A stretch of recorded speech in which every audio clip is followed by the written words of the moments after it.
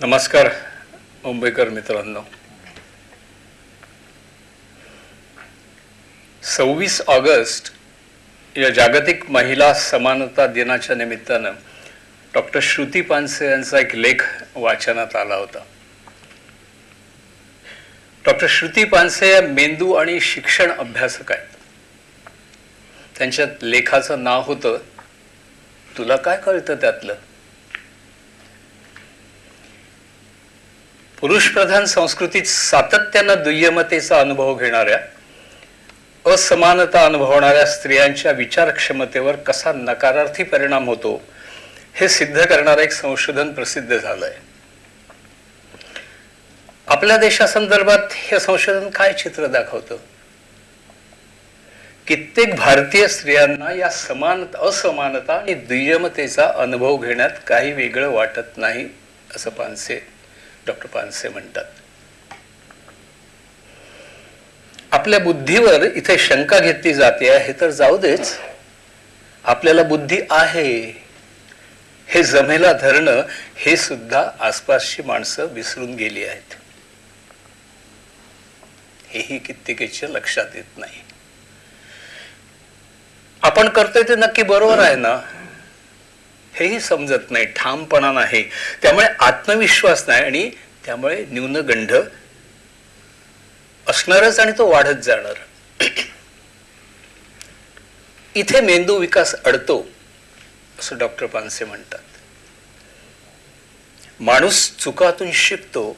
एखादी चूक हातून झाल्यावर ती सुधारण्याची संधी मिळणं ही आणखीन एक गोष्ट आहे. ती संधी मिळत नाही आणि मेंदूला ती थांबायला लावते. ज्या कुटुंबातल्या स्त्रियांना खिजगणगतीत धरलं जात नाही, त्यांच्यावर विविध प्रकारचे दबाव असतात, त्या प्रत्येक वेळी त्यांच्या मेंदूत कॉर्टिसॉल सारखी ताणणारक रसायनं निर्माण होतात. ही रक्ताभिसरणाद्वारे संपूर्ण शरीरभर पसरतात आणि अनेक आजार निर्माण करतात स्त्रियांमध्ये. त्यामुळे विविध प्रकारच्या बौद्धिक क्षमता कमी होतात. पण भारतीय स्त्री, गंमत पहा, भारतीय स्त्री हसून सगळं साजरं करते. तराजू तोललं तर थप्पड चित्रपटातली ती एखादीच असते.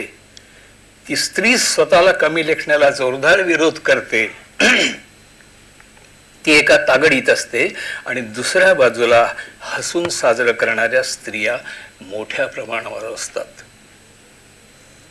मात्र इथे प्रश्न आपल्या मेंदूतल्या निसर्गानं दिलेल्या ग्रे मॅटरचा आहे, निर्णय क्षमतेचा आहे.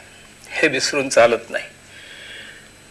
आता हे जे निरीक्षण आहे ते मी त्या डॉक्टर मेधाताईंच्या लेखातलं वाचलंय. याच्याबद्दल काही दुमताही आहेत, पण त्या खोलात आपण जाऊया नको. मुद्दा हा आहे की आपल्याला काय कळतं हा मुद्दा त्याच्यातला सगळ्यात महत्वाचा आहे. स्त्रियांना काय कळतं हा लेख वाचला आणि त्या दरम्यानच 4 चौघी नाटक पुन्हा चंदू कुलकर्णी आणि प्रशांतचं नाटक आलं. 35 वर्षाने नाटक आलं. आता 36 वर्ष झाली, 3 तप झाली. परंतु 35 वर्षापूर्वी जेवढ्या ऊर्जेनं लोकांनी ते पाहिलं आणि स्वीकारलं त्यापेक्षा अधिक ऊर्जेनं आणि अधिक संख्येनं ते यावेळी लोकांनी पाहिलं. म्हणजे 3 तपाच्या कालावधीत काहीच समाज प्रकल्प झाला नाही की काय? म्हणजे गोंधळात, मी तर गोंधळात पडतो. त्याचवेळी अतुल पेठेंनी mall practice and the show असं एक नाटक केलं. ते कदाचित मुंबईतल्या रसिकांनी पाहिलं नसेल, कारण त्यांनी फक्त त्याचे पुण्यातच प्रयोग केले. हे असंच होतं. एक नृत्यांगना, मोठी नृत्यांगना, ती रंगभूषा खोलीमध्ये आपली करत असताना तिचा व्हिडिओ शूट केला जातो आणि तो व्हायरल होतो. आणि मग तिला जो काय त्रास होतो आणि काय सामोरं जायला लागतं ह्याचं सगळं चित्रण त्या नाटकात आहे. पूर्वीच्या लेखकांनी, आता गजवी इथं आहेत, गजवींनी देवनवरी लिहिलंय, बऱ्याच लेखकांनी, लोकांनी हे लिहिलंय वस्तुस्थिती. म्हणजे ही प्रातिनिधिक उदाहरणं आहेत मित्रांनो. पण म्हणजे एका बाजूने हे सगळे कलाकार, मग तो लेखक असेल, दिग्दर्शक असेल, चित्रकार असेल, अभिनेता असेल, अभिनेत्री असेल, हे सगळे आपापल्या परीने हा विषय मांडण्याचा प्रयत्न करत आले आहेत. परंतु दुसऱ्या बाजूला आज समाज माध्यमावर स्त्रियाच आपली नग्नता घेऊन बाजारात उभ्या राहिल्या आहेत. त्या स्वतःला क्रयवस्तू म्हणून बाजारात आणू पाहतायत का, असा मला प्रश्न पडतो. कारण तुमच्या सगळ्यांच्या हातात मोबाईल आहे, अगदी लहान मुलापासून ज्येष्ठ नागरिकांपर्यंत, आणि तिथं सगळं जे काय उघडं करून टाकलेलं आहे आणि तिथं जे काय चाललेलं आहे, माझ्या मनात म्हणजे मी चक्रावून जातो, माझ्या मनात खूप गोंधळ उडतो. आणि मग मीनाक्षीताईंची कविता संग्रह माझ्या हाती आला आणि मी तो वाचला. आणि मग मला वाटू लागलं की ही कविता माझी आहे, म्हणजे कविता त्यांचीच आहे, पण एका वेगळ्या अर्थाने मला वाटलं की मला जे काय म्हणायचं आहे, मला जो काय माझ्या मनात जी काय खळबळ चालू आहे, किंवा काय म्हणू आपण त्याला, की जी आपल्या एक मनात कालवा चालू असते की काय चालू आहे. कारण मी यापूर्वी अंबा नाटक केलंय, त्याच्यामध्ये अंबाला तिघेही नाकारतात. एका बाजूने भीष्मही नाकारतो जिंकून आणलेल्या वरातून तिला, एका बाजूने तिचा नवराही नाकारतो, आणि ती बापाकडे येतं तर बापाही नाकारतो. तिन्ही पुरुष तिला नाकारतात. मग आता माता द्रौपदी नाटक मी करतोय, हे अगदी फार पूर्वीपासून चालू आहे. त्यामुळे या पार्श्वभूमीवर जेव्हा मला मीनाक्षीताईंची कविता माझ्या वाचन झाली, तेव्हा मला असं वाटलं की ही कविता माझी आहे, आणि ती मला जी भावली ती मला असं वाटली की आपण वाटून घेतली पाहिजे रसिकांबरोबर. तर ही कविता मित्रांनो लल्लेश्वरी आणि लैला अरिफा या नावानं प्रसिद्ध असलेल्या 14व्या शतकातील काश्मीरी शैव संत कवयित्री ललित दत्त हिला उद्देशून म्हणा किंवा त्याला समोर ठेवून म्हणा, मीनाक्षीताईने ती लिहिली आहे. ज्या ललित दत्तनं सगळं आयुष्य आपलं शिवभक्तीसाठी वाहून घेतलं, जिने खूप अत्याचार सहन केले, ही कवयित्री मीनाक्षीताईंना खूप जवळची वाटते. शैव संत कवयित्री ललित दत्त असो की त्याही आधीची वारकरी परंपरेतली मुक्ताबाई असो, प्रत्येकीच्या वाट्याला जननिंदा आलीच, तरीही त्यांनी खचून न जाता भावभक्तीतून आत्मज्ञानाचा आणि आत्मोन्नतीचा मार्ग शोधला. मोहमाया आणि आसक्तीपासून दूर असलेला हा मार्ग कठोर असला तरी त्यांनी तोच मार्ग स्वीकारला. या दोन्ही कवयित्री मीनाक्षीताईंना आपल्या वैचारिक पूर्वज वाटतात. मित्रांनो, या कविता संग्रहामध्ये किंवा मी आज वाचणार आहे त्या कवितांमध्ये प्रेमकविता नाहीत, निसर्ग कविता नाहीत.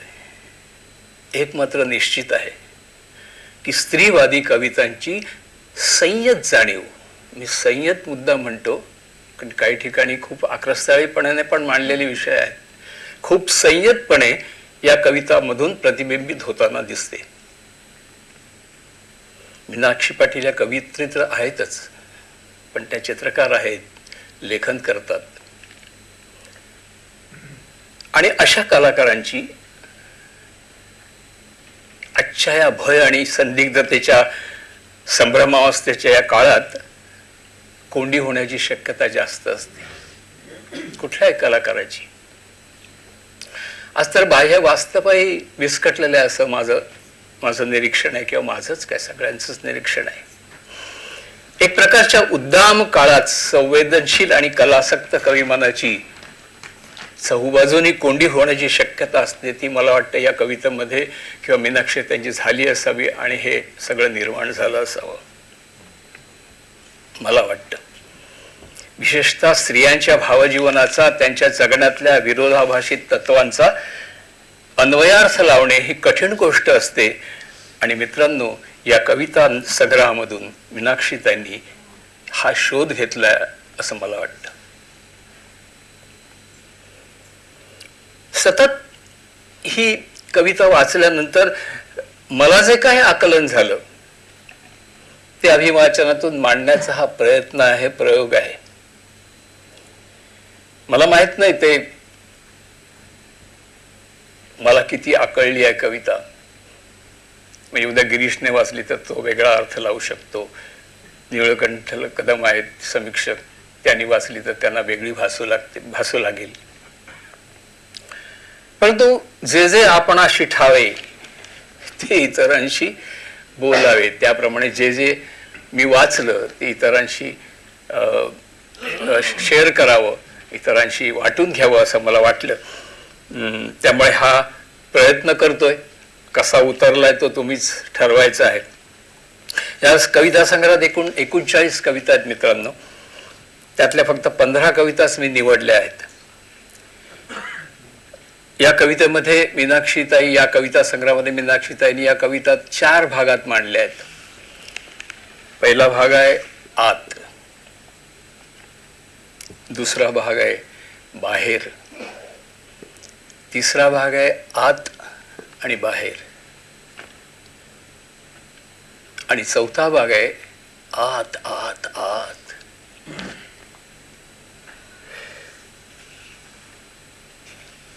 कविता संग्रहाच्या सुरुवातीलाच मीनाक्षीताईंनी ललित दत्तच्या कवितेचा अर्थ दिला आहे अर्पण पत्रिकेमध्ये. ती कविता वाचतो आणि मग प्रत्यक्ष कार्यक्रमाला सुरुवात करतो.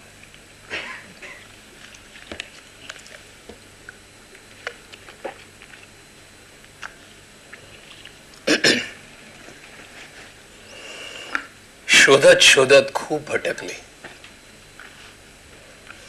शोधत शोधत खूप भटकले, खूप भटकले, खूप भटकले. उत्तर मिळालं बाहेर नको, तर आत शोध. आत आत, अधिक आत जा. रहस्य उलगडलं. शरीर मन आत्म्यावरचे सगळे बुरखे मी भिरकावले आणि मुक्त नाचू लागले, मुक्त नाचू लागले, विमुक्त झाले, निसंग झाले.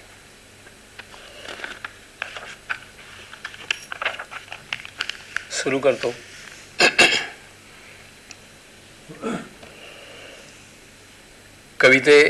कविता वाचण्यापूर्वी एकच सांगतो की मागं जी तुम्ही चित्र पाहतात ते माझे मित्र डॉक्टर राजेंद्र चव्हाण, आमच्या शिरगावचे रंगकर्मी आहेत, त्यांनी केलेली आहेत.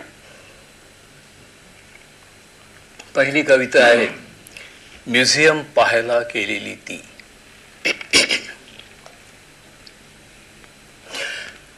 म्युझियम पाहायला गेलेली ती परत आलीच नाही. म्युझियम पाहायला गेलेली ती परत आलीच नाही. जी परत आली ती नव्हतीच. सर्व वृत्तपत्रांमधून झळकतोय तिचा फोटो मिसिंग कॉलम मध्ये.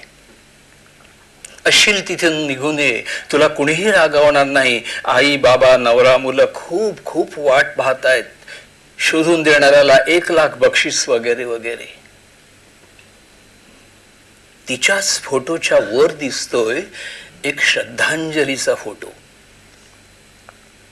आणि खाली वाढदिवसाच्या शुभेच्छा देणारा दुसरा. तिन्ही चेहरे सुहास्य करणारे, तिन्ही चेहरे सुहास्य करणारे हळूहळू ब्लर होत होत सारखे सारखेच वाटणारे, आरशात दिसण्यास पाहिल्यासारखे माझेच वाटणारे. मग वृत्तपत्रातले चेहरे माझेच की कोणाच आहे? कशी असेल ती? म्युझियम मध्ये शिरताना काय विचार असतील तिच्या मनात? ती आनंदाने स्वेच्छेने शिरली तिथे की जस्ट टाइमपास करावा म्हणून? की शोधायची असतील तिला स्वतःचीच पाळमुळं? पाळमुळं नेमकी शोधायची कुठून? म्युझियम मध्ये तर रामायण, महाभारत, इलियड, ओडिसी विषयी काहीच नव्हतं. डायरेक्ट सुरुवात हडप्पा आणि मोहेंजोदडो पासून. मग अगोदर बाईचं काय व्हायचं? तसं तर ईवच्या अगोदर ही असलीच पाहिजे बाई, नाहीतर गोष्टच कशी सुरू झाली असती ॲडम आणि ईवची. आणि इथे तर मोहेंजोदडोतली कमरेपासून तोडलेली, कमरेवर हात ठेवलेली नर्तकीच उभी करून ठेवली यांनी.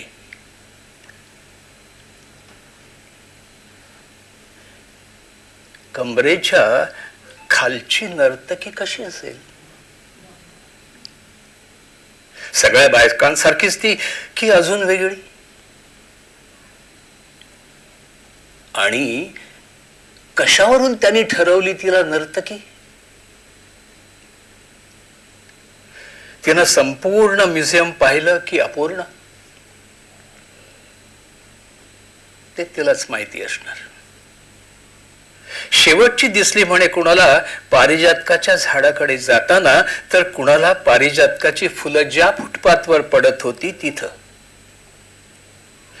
पारिजातकाचं झाड कुंपणाच्या आत आणि पारिजातकाचा सडा मात्र फुटपाथवर. म्हणजे म्युझियम न पाहताच ती फुटपाथवरची फुलं वेचित होती की काय? झाड म्युझियमच्या अंगणात होतं की बाहेर?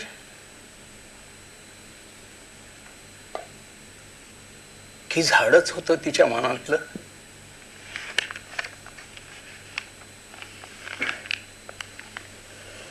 मनातल्या मनात झाड येतं बहरवून. मनातल्या मनात झाड येतं बहरून, झुलत राहत इंद्रधनुष्यावर ऊर्ध्वमूलम अधशाखा बनून.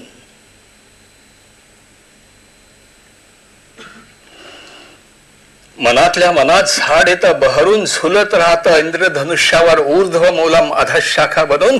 झाडाजवळून वाहते पण नदी, कुठेच न सपण्याच्या इराद्यानं. पानं फुलं सारे किलबिलत असतात, समजत असते सगळ्यांना एकमेकांची भाषा.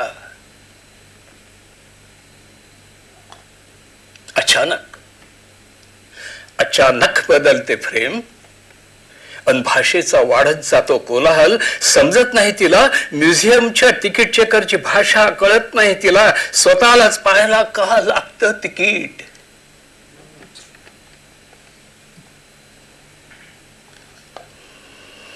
मनातल्या मनात बहरून आलेलं झाड अचानक जातं सुकून म्युझियमच्या अंगणात.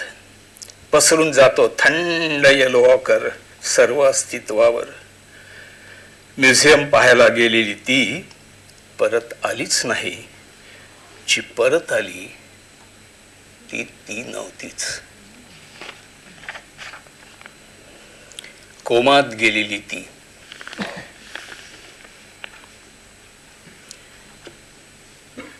कवितेमध्ये कुठलंही निवेदन नाही मित्रांनो. सुरुवातीलाच खूप बोलून झालंय, त्यामुळे मध्ये निवेदन नसेल.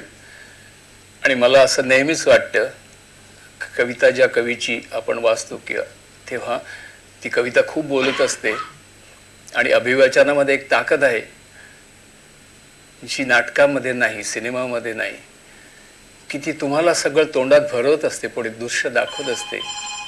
अभिवाचनामध्ये तुम्हाला तुमच्या मेंदूला जागा ठेवायला लागतं, तल्लख बनवायला लागतं आणि तुमच्या मनात त्याचं चित्र निर्माण करायला लागतं. तुम्हाला उद्युक्त करतं ते विचार करायला. त्यामुळे तुमच्या बाजूने तुम्ही तो विचार करावा अशी इच्छा व्यक्त करतो. कोमात गेलेली ती कोमात गेली आहे पुटपुटतायत सारे विषण्णतेने. ती कोमात गेली आहे पुटपुटतायत सारे विषण्णतेने. असं कसं होऊ शकतं? चांगली चालत फिरत होती, बोलत होती म्हणे काल परवापर्यंत. चांगलं गाणं म्हणायची, चित्रपट काढायची म्हणे. श्रद्धांजलीला आल्यासारखे काढतायत सारे जण आठवणी. खिडकीच्या आकाशातल्या तुकड्यात गुंतून गेली आहे तिची नजर एकटक. ती परत कोमातून बाहेर पडेल का? चर्चा करून पांगतायत सारे आपापल्या कामांना. हल्ली वारंवार पडतंय तिला हे स्वप्न. या स्वप्नांचे ठरलेले साचे असतात. म्हणजे या स्वप्नांचे ठरलेले साचे असतात की काय हेच कळत नाही. म्हणजे शाळेत परीक्षेचे पेपर देण्यासाठी निघाली आहे, पण शाळाच साता समुद्रापार असल्यासारखी. पोहोचताच येत नाहीये तिथपर्यंत. तर कधी उंच टेकडीवरून दरीत कोसळणं, कधी भर समुद्रात बोटीचं उलटणं, अलीकडे तर सुनामीच्या लाटामध्ये गटांगळ्या खाताना प्राणांचं कंठाशी येणं. परवा तर संपूर्ण मुंबईवर झालेल्या हवाई आण्विक युद्धात कुटुंबापासून दूर हलकल्लोळात हरवलेली ती. अशी असंख्य स्वप्नच स्वप्न, स्वप्नच स्वप्न. प्रत्येक स्वप्नानंतर जाग झाल्यावर वाढलेली हृदयाची धडधड आणि प्राणांतिक भीतीनं दरदरून सुटलेला घाम टिपताना आजूबाजूचं सारं सारं सुरक्षित बघून खूप हायसं वाटायचं तिला. पण हल्ली असल्या स्वप्नांचाच कंटाळा आलाय तिला. पण कोमात गेलेली ती हे स्वप्नच खूप आवडायला लागलंय तिला. एकदा स्वप्नात कोमात गेल्यावर खिडकीतून एकटक पाहत फिरून येतं ब्रह्मांडात, अगदी कुठेही, कुणालाही न सांगता. आणि सगळ्यात महत्वाचं म्हणजे दरीत, ट्रॅकमध्ये कुठेही पडलं, चिरडलं गेलं, कुणी नखानं केसानं गळा कापला विश्वासघातानं, तरी काहीच वाटत नाही स्वप्नात कोमात गेल्यावर. लपाछपी ललददसची.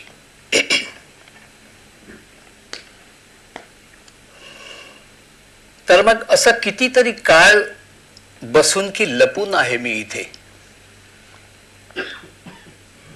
लपंडाव तर कधीच संपलाय. मैत्रिणी पण निघून गेल्या त्यांच्या घरी. कधीच सापडणार नाही मी त्यांना, अशी शोधून काढले मी जागा. रोज खेळ सुरू करताना असायचे मी सर्वांसोबत, पण खेळाच्या शेवटापर्यंत कधीच सापडत नसे कुणाला. राज्यच येऊ नये माझ्यावर म्हणून कायमच लपूनच बसायचे मी माझ्या गुहेत. खेळाच्या शेवटापर्यंत न सापडल्यामुळे मैत्रिणींना पण हळूहळू पडायचा माझा विसर. मी मात्र सर्वसाक्षी ईश्वरासारखी बघायचे सर्वांच्या हालचाली. किलकिल्या डोळ्यांनी विसरून स्वतःची सावली. कितीतरी काळ बसून आहे मी इथं. मैत्रिणींच्या सावल्याही हळूहळू मोठ्या होत होत निघून गेल्या क्षितिजा पार.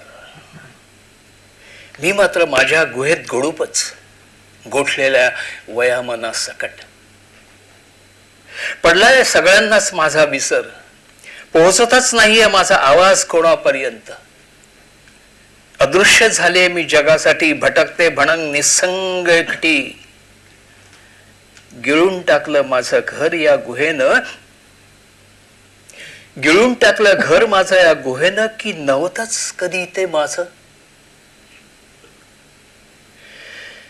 अन प्रचंड उदास संध्याकाळ, लुकलुकणारे दिवे, मी शोधते माझं घर. असं कसं आणि का हरवलं ते, कुठे गेलं? एवढ्या मोठ्या जत्रेत कुठे शोधू मी तिला? भटक भटक भटकून थपकून मी बघते मौत का कुआ. का विलक्षण वेगात गरगरते ती फटफटी. अरे अरे तो पडेल ना, उतरवा त्याला खाली. वाट बघत असेल त्याचं घर. ओरडते मी जोराजोरात, ओक्साबोक्षी रडत, पण पोहोचतच नाहीये माझा आवाज कोणापर्यंत. खेळ संपून बंद होतोय मौत का कुआ. निघाले सारे आपापल्या घराकडे, वाट बघत असेल माझं घर, म्हणून बकोट धरून पोचवायला निघाले मी मलाच माझ्या घरी. खर तर ते हरवलंय कधीच. मग मी जिथे पोहोचले ते जे हे घर आहे ते मुळी नाहीच आहे माझं. लाकूड तोड्याच्या विहिरीत पडलेल्या कुऱ्हाडीसारखं मिळावं मला माझं घर, म्हणून मी करते जीवाच्या आकांताने प्रार्थना. पण कोणताच देव होत नाहीये प्रकट. घरातले सगळेच झालेत स्वतःच देव. घरातले सगळेच झालेत स्वतःच देव. ओवाळतायत आरती स्वतःची, खाऊन प्रसाद देतायत तृप्ततेचे ढेकर. मी बघते आईच्या डोळ्यात, मी बघते आईच्या डोळ्यात, तर तीही शोधते शून्यात हरवलेलं तिचं घर. ओळखत नाहीये ती मला. खूप खूप दूर निघून गेली आहे ती, अगदी जत्रेतल्या मौजच्या कुवेपर्यंत. मी तिला परत खेचून आणायचा करते प्रयत्न, पण पोहोचत नाही माझा आवाज तिच्यापर्यंत. शेवटी धाव धाव धावून पोहोचून तिच्यापर्यंत, ती कमरेला तिच्या मारून घट्ट मिठी मी खेचते तिला. सगळी जत्रा जागी केली म्हणून वैतागून ती बघते माझ्या डोळ्यात, अन नाईलाजाने चालू लागते माझ्या सोबत. रस्ता तर संपता संपत नाहीये. शोधतोय आम्ही आपापलं हरवलेलं घर, जे सापडलंच नाही आजपर्यंत. तिच्या घरात मी आहे की नाही हे नाही कळत मला. कदाचित असे नाही, कदाचित नसे नाही, पण तिच्याशिवाय माझं घर होऊच शकत नाही पूर्ण. हे कसं समजावं तिला? विसरून माझं अस्तित्व धावते ती, फरफटते मी तिच्या बरोबर, की हरवली मीही तिच्यासाठी, तिच्या घरासारखीच. की मीच शोधलं पाहिजे माझ्या सकट असलेलं तिचं घर, की धावलंच पाहिजे मला तिच्याही पेक्षा वेगात हरवलेल्या घराच्या शोधात पार अगदी क्षितिजापर्यंत. मी रोज करत राहिले प्रार्थना, लाकूड तोड्याच्या हरवलेल्या कुऱ्हाडीसारखं. माझं हरवलेलं घर मिळावं म्हणून, पण कोणतीच प्रार्थना फळत नाही म्हणून शेवटी घर नव्हे तर गावच सोडलं मी. घर नव्हे तर गावच सोडलं मी. हरवलेलं घर शोधण्यासाठी खुलजा सिमसिम म्हणत शिरले या विशाल काय शहरात, आणि बंदच झाली की हो अजस्र गुहा.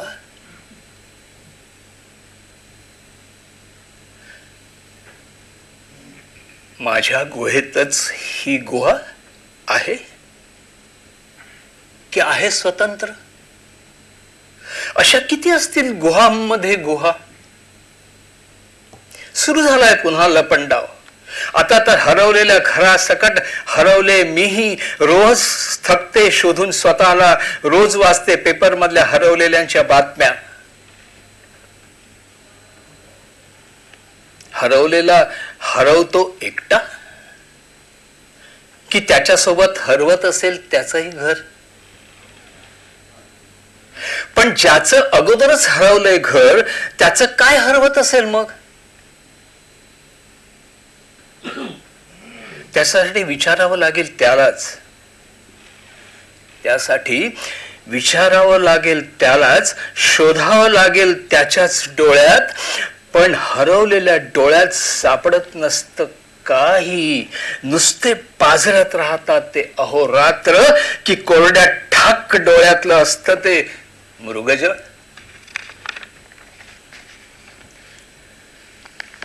तहानलेले डोळे शोधतात हरवलेल्या घराचा ओलावा, अन भरून येतात या शहराचे डोळे समुद्र भरले. पण क्षणात कोरडी होणारी ही वाळू, आणि वाळूची घरं वाहून जातात लाटा लाटांवर.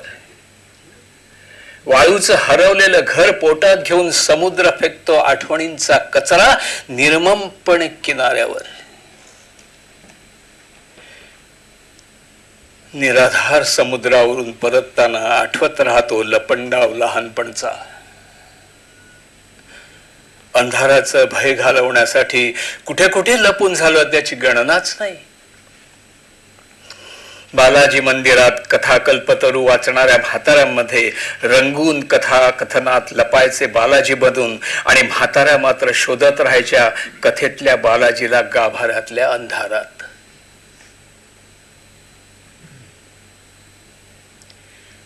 गाभाऱ्यातला अंधार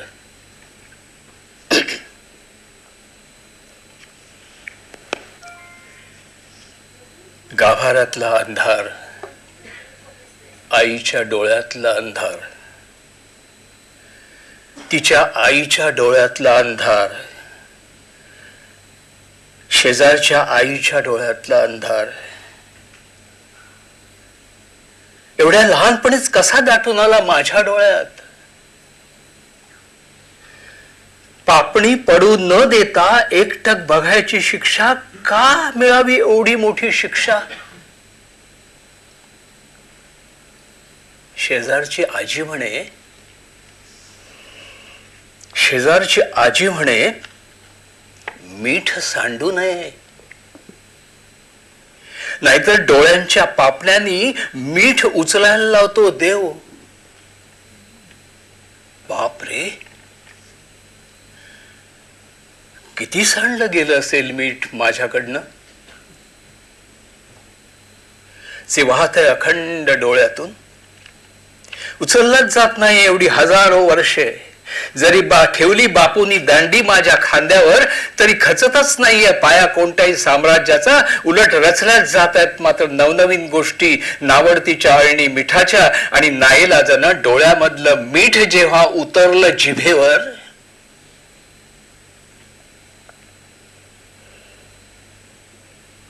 आणि नाईलाजानं डोळ्यांमधलं मीठ जेव्हा उतरलं जिभेवर तर फारच बोलते म्हणे बाई म्हणून निघालं की फरमान जिभत छाटायचं.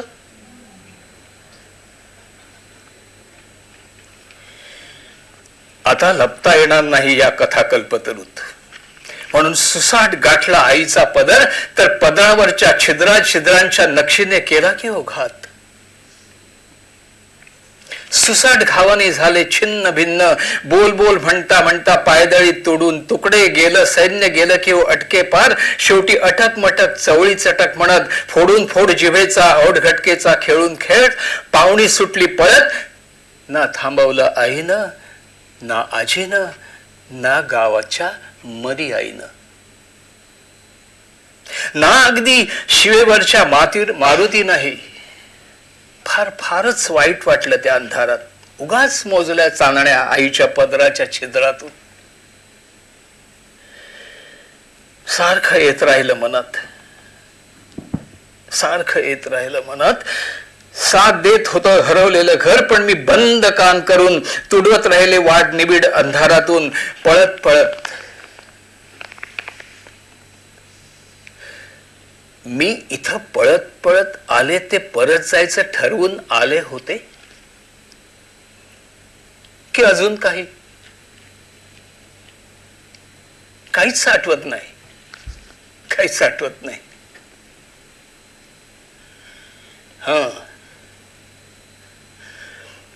एवढं मात्र आठवतंय की घरातून शाळेत जाताना आणि शाळेतून घरी जाताना भुंकत भुंकत लागायची कुत्री मागे आणि मी धावत सुटायचे.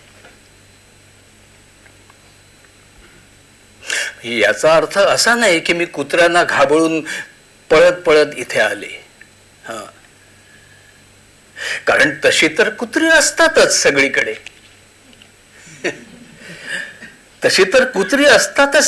म्हणून काय पळतच सुटायचं का. अर्थात हे कळायचं वय माझं नव्हतं, पण तसं तरी कुणाचं आणि कोणतं वय असतं म्हणा कुत्र्यांना न घाबरण्याचं. प्रत्यक्ष कुत्र्यांना नाही तरी कुत्र्याच्या नुसत्या भुंकण्यालाही घाबरतात की लोक. लोकांचं जाऊ दे, कुछ तो लोग कहेंगे. कुछ तो लोग कहेंगे असंही म्हणतात लोक. आणि कुत्री मात्र रात्रभराच्या जागरणानं भर रस्त्यात मस्त ताणून पडतात आडवी.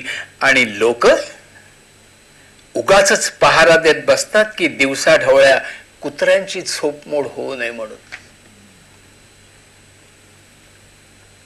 याचा अर्थ असा नाही की कुत्र्यांना घाबरून मी पळत सुटले. आता तरी येतंय का तुमच्या लक्षात? पहारा देणारे लोक घाबरलेत आणि उगाचच भुंकू लागलेत एकमेकांवर, आणि कुत्री मात्र वळताहेत एका कुशीवरून दुसऱ्या कुशीवर. आता तरी लक्षात येतंय का तुमच्या माझं पळत सुटणं? एवढ्या दूरपर्यंत चालून आल्यावर, नवे धावधाव पळत आल्यावरही जिथं पोचायचं ते ठिकाण मात्र काही दिसत नाहीये. मग कुठे आहे ते ठिकाण? नेमकं कसं आहे ते?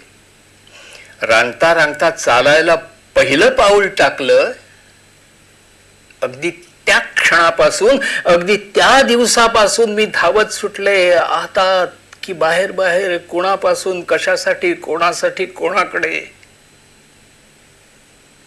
कोणास ठाऊक. की कुठून आलं हे शोधण्यासाठी? खरं तर पहिलं पाऊल टाकलं आणि हळूहळू कळू लागलं की इथलं मुळी काही नाहीच आहे आपलं. इथलं मुळी काही नाहीच आहे आपलं, आणि तरी म्हणूनच सारं सारं काही आहे आपलं म्हणत म्हणत प्रयत्न करत राहिले जोडायचा घराचा जिक्सा पझल.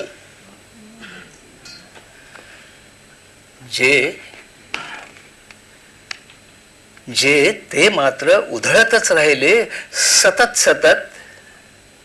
मग काय? पळतच सुटले.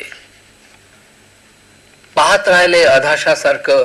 जे दिसत नव्हतं इतरांना सांगत सुटले भरभरून, जे दिसत होतं त्याविषयी आणि दृष्टी पलीकडच्या सृष्टीविषयी, पण ते पाहत राहिले कोऱ्या करकरीत नजरेनं. मग काय? पळतच सुटले.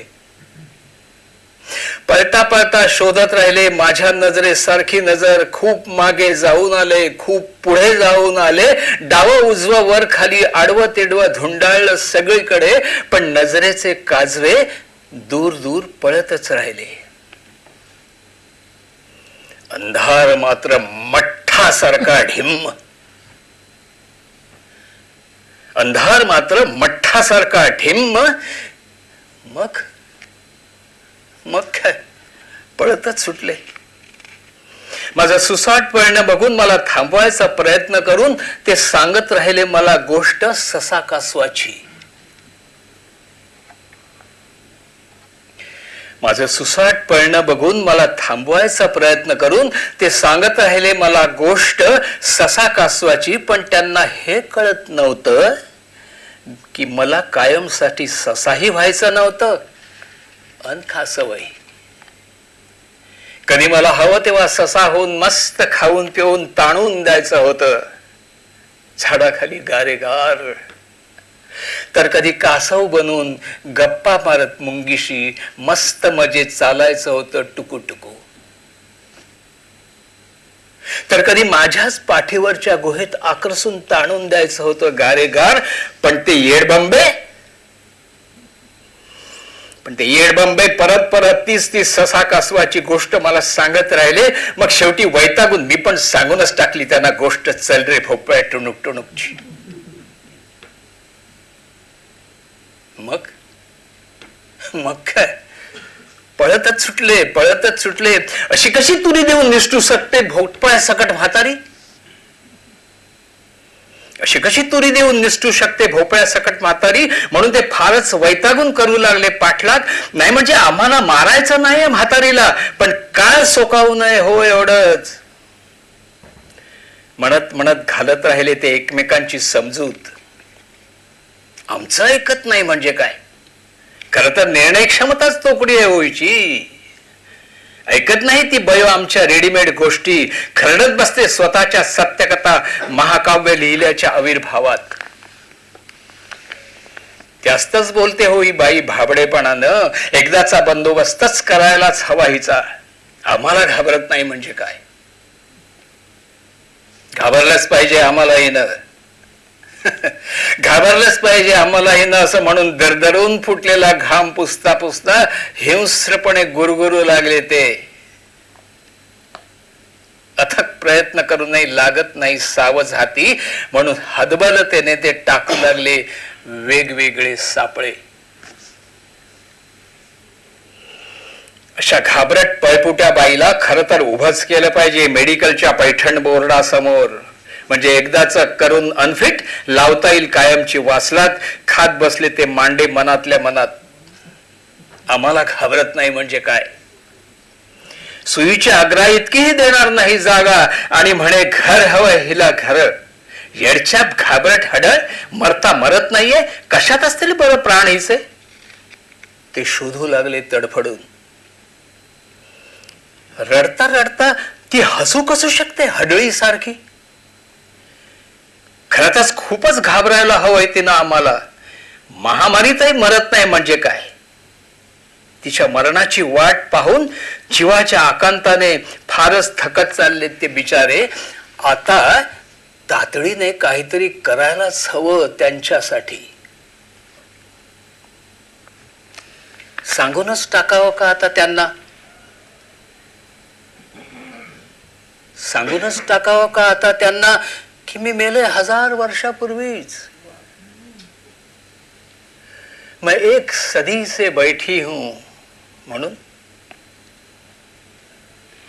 खर तर मी बसले ठामपणे एकाच जागी, अजिबात न हलता डुलता माझ्या माझ्या आनंदात. मला अजिबात पळायचं नाहीये कुठे, तरी मी उगाच दिसते त्यांना पळताना. भ्रम आहे हा भ्रम त्यांचा. कसं समजावं हे त्यांना? कितीही समजावलं तरी ते येडबंबे धावतच सुटलेत माझ्या मागे. ललमच ललमच म्हणत मचमच करत. या येडबंब्यांच्या समोर अगदी ठार समोर असूनही दिसतच नाही मी त्यांना. तर यात काय आहे माझा दोष? कसा बरं फोडावा त्यांचा भ्रमभोपळा? आता निदान त्यांच्या समाधानासाठी तरी मला लपलंच पाहिजे माझ्या तंदूर ताटीत. त्याशिवाय आता दिसतच नाही काही गत्यंतर. मग काय? पळतच सुटले. लक्षात आलंय आता की कुणीही अगदी कुणीही चांगलं नाही अडकून राहणं सदा सर्व काळ या भ्रमाच्या भोपळ्यात. अगदी पडझडीच्या काळातही किती काळ सांगायची सर्वांनाच परत परत तीच गोष्ट, चल रे भोपळ्या टुणूक टुणूकची. तसंही पहिल्या संग्रहात अगोदरच स्पष्ट सांगून टाकलंय की सगळं काही बघून तसंच. सगळं काही अगोदरच सांगून झालंय. मग नवीन काय सांगायचं? खरं तर कशावरही स्टेटमेंट करणंच वाईट वाटतंय, निरर्थक. पण मग परत कोंडून घेतलं तंदूर ताटीत आणि लावली की हो निर्विकल्पाकडे नेणारी सविकल्प समाधी. पण बराच वेळ नव्हे तर तब्बल 12 वर्षे होऊनही येत नाही कुणी मुक्ताई.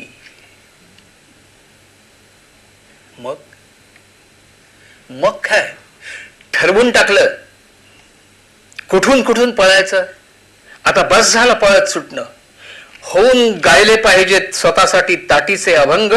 तब्बल 12 वर्षाच्या घनघोर समाधीनंतर उघडून ताटी बाहेर आले तर लक्षात आलं की ताटीचीच लागली आहे सविकल्प समाधी. आता त्या अवस्थेला कुणी लॉकडाऊन म्हणून खिजवलं तरी अजिबात रागावताना दिसत नाही ताटी. ताटातुटीचे अभंग गाता गाता आता ताटीच झालीये अभंग. खर तर स्वतःपासून किती पळायचं म्हणून आता मी थांबवला होता शोध माझ्या हरवलेल्या घराचा, माझ्या हरवलेल्या जगाचा. मी गात होते शांतपणे माझं गाणं आनंदाच्या माझ्या तंदूर ताटीत. पण शतकानुशतकांच्या सवयीनं शेवटी ते शोधतच आले मला. आता त्यांना घाई झाली होती प्रचंड. माझी जागा मला दाखवायची, त्यांनी हरवलेलं घर मला शोधून द्यायची. लाकूड तोड्याच्या हरवलेल्या कुऱ्हाडीसारखं ते दाखवू लागले मला एक एक घर, एक एक जागा. मी मात्र राहून प्रामाणिक स्वतःशी नाकारत होते प्रत्येक कुऱ्हाड माझी नाही म्हणून. पण कुऱ्हाडीचा दांडा गोतास काळ. पण कुऱ्हाडीचा दांडा गोतास काय ठरू नये म्हणून शेवटी खेचून माझ्या ताटीतून वैतागून त्यांनी कोंबलं, ठोकून ठाकून बसवलं मला एका घराच्या आकारात. आणि हुश म्हणून तेच बिचारे पळत सुटले त्यांच्या त्यांच्या हरवलेल्या घरांच्या जागांच्या शोधात. आणि शेवटी सगळेच शोधताना दिसतायत आपापल्या जागा, आपापली घरं जीवाच्या आकांताने. आणि आता दाटून आली आहे असीम करुणा माझ्या मनात साऱ्या चराचरासाठी. आता मी गाते अखंड गाणं निराकार घराचं. लीला आल्यासारखे काढतायत सारे जण आठवणी. खिडकीच्या आकाशातल्या तुकड्यात गुंतून गेली आहे तिची नजर एकटक. ती परत कोमातून बाहेर पडेल का? चर्चा करून पांगतायत सारे आपापल्या कावांना. हल्ली वारंवार पडतंय तिला हे स्वप्न. या स्वप्नांचे ठरलेले साचे असतात. म्हणजे या स्वप्नांचे ठरलेले साचे असतात की काय हेच कळत नाही. म्हणजे शाळेत परीक्षेचे पेपर देण्यासाठी निघाली आहे, पण शाळाच साता समुद्रापार असल्यासारखी. पोहोचताच येत नाहीये तिथपर्यंत. तर कधी उंच टेकडीवरून दरीत कोसळणं, कधी भर समुद्रात बोटीचं उलटणं, अलीकडे तर सुनामीच्या लाटामध्ये गटांगळ्या खाताना प्राणांचं कंठाशी येणं. परवा तर संपूर्ण मुंबईवर झालेल्या हवाई आण्विक युद्धात कुटुंबापासून दूर हलकल्लोळात हरवलेली ती. अशी असंख्य स्वप्नात स्वप्न, स्वप्नात स्वप्न. प्रत्येक स्वप्नानंतर जाग झाल्यावर वाढलेली हृदयाची धडधड आणि प्राणांतिक भीतीनं दरदरून सुटलेला घाम टिपताना आजूबाजूचं सारं सारं सुरक्षित बघून खूप हायसं वाटायचं तिला. पण हल्ली असल्या स्वप्नांचाच कंटाळा आलाय तिला. पण कोमात गेलेली ती हे स्वप्नच खूप आवडायला लागलंय तिला. एकदा स्वप्नात कोमात गेल्यावर खिडकीतून एकटक पाहत फिरून येतं ब्रह्मांडात अगदी कुठेही, कुणालाही न सांगता. आणि सगळ्यात महत्वाचं म्हणजे दरीत, ट्रॅकमध्ये कुठेही पडलं, चिरडलं गेलं, कुणी नखानं केसानं गळा कापला विश्वासघातानं, तरी काहीच वाटत नाही स्वप्नात कोमात गेल्यावर. लपाछपी ललददसची.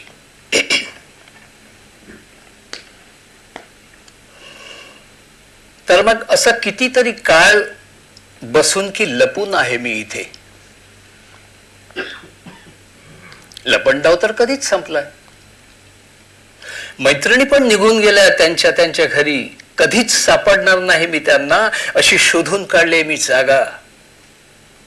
रोज खेळ सुरू करताना असायचे मी सर्वांसोबत, पण खेळाच्या शेवटापर्यंत कधीच सापडत नसे कुणाला. राज्यच येऊ नये माझ्यावर म्हणून कायमच लपूनच बसायचे मी माझ्या गुहेत. खेळाच्या शेवटापर्यंत न सापडल्यामुळे मैत्रिणींना पण हळूहळू पडायचा माझा विसर. मी मात्र सर्वसाक्षी ईश्वरासारखी बघायचे सर्वांच्या हालचाली. किलकिल्या डोळ्यांनी विसरून स्वतःची सावली. कितीतरी काळ बसून आहे मी इथं. मैत्रिणींच्या सावल्याही हळूहळू मोठ्या होत होत निघून गेल्या क्षितिजा पार. मी मात्र माझ्या गुहेत गडूपच, गोठलेल्या वयामना सकट. पडलाय सगळ्यांनाच माझा विसर. पोहोचतच नाहीये माझा आवाज कोणापर्यंत. अदृश्य झाले मी जगासाठी, भटकते भणंग निसंग एकटी. गिळून टाकलं माझं घर या गुहेनं, गिळून टाकलं घर माझं या गुहेनं, की नव्हतंच कधी ते माझं. अन प्रचंड उदास संध्याकाळ, लुकलुकणारे दिवे, मी शोधते माझं घर. असं कसं आणि का हरवलं ते, कुठे गेलं? एवढ्या मोठ्या जत्रेत कुठे शोधू मी तिला? भटक भटक भटकून थपकून मी बघते मौत का कुआ. का विलक्षण वेगात गरगरते ती फटफटी. अरे अरे तो पडेल ना, उतरावा त्याला खाली. वाट बघत असेल त्याचं घर. ओरडते मी जोराजोरात, ओक्साबोक्षी रडत, पण पोहोचतच नाहीये माझा आवाज कोणापर्यंत. खेळ संपून बंद होतोय मौत का कुआ. निघाले सारे आपापल्या घराकडे, वाट बघत असेल माझं घर, म्हणून बकोट धरून पोचवायला निघाले मी मलाच माझ्या घरी. खर तर ते हरवलंय कधीच. मग मी जिथे पोहोचले ते जे हे घर आहे ते मुळी नाहीच आहे माझं. लाकूड तोड्याच्या विहिरीत पडलेल्या कुऱ्हाडीसारखं मिळावं मला माझं घर, म्हणून मी करते जीवाच्या आकांताने प्रार्थना. पण कोणताच देव होत नाहीये प्रकट. घरातले सगळेच झालेत स्वतःच देव. घरातले सगळेच झालेत स्वतःच देव. ओवाळतायत आरती स्वतःची, खाऊन प्रसाद देतायत तृप्ततेचे ढेकर. मी बघते आईच्या डोळ्यात, मी बघते आईच्या डोळ्यात, तर तीही शोधते शून्यात हरवलेलं तिचं घर. ओळखत नाहीये ती मला.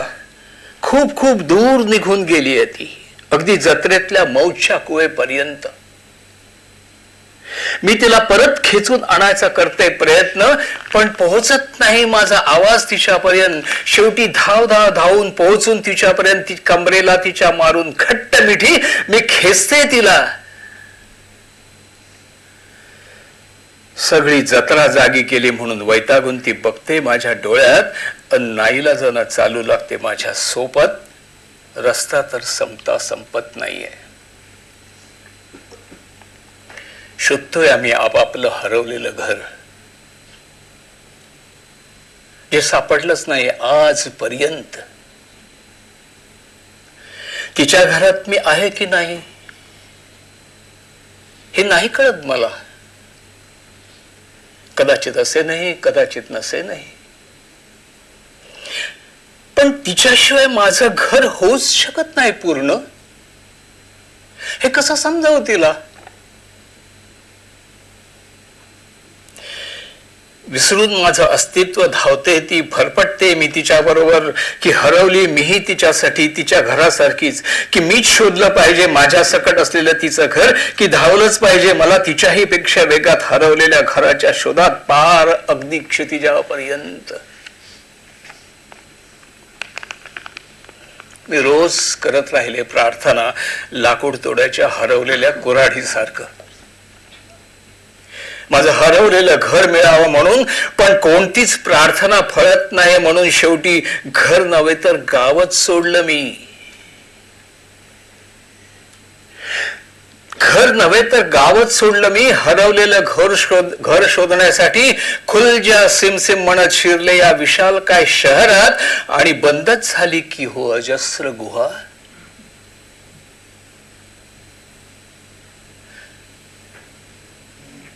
माझ्या गुहेतच ही गुहा आहे की आहे स्वतंत्र? अशा किती असतील गुहांमध्ये गुहा.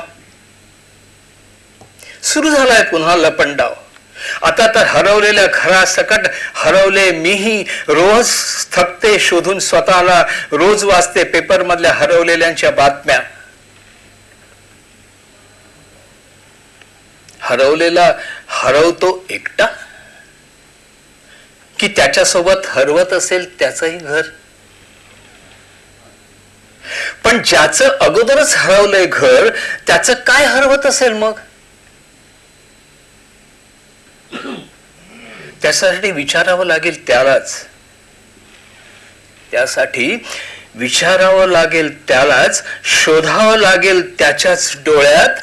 पण हरवलेल्या डोळ्यात सापडत नसतं काही.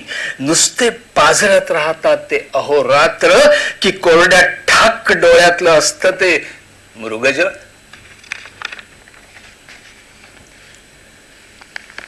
तहानलेले डोळे शोधतात हरवलेल्या घराचा ओलावा, अन भरून येतात या शहराचे डोळे समुद्र भरले.